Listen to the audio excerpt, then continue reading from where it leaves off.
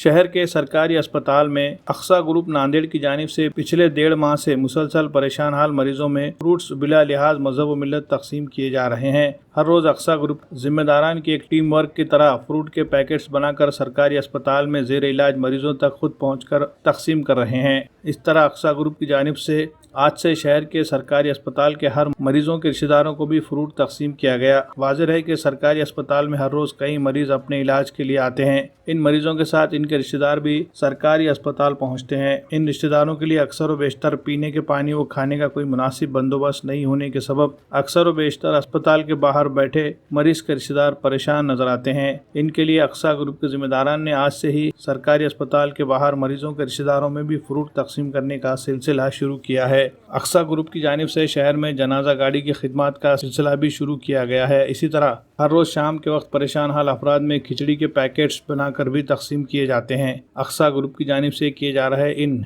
रफ़ाई फलाही समाजी खिदमत की सताइश की जा रही है।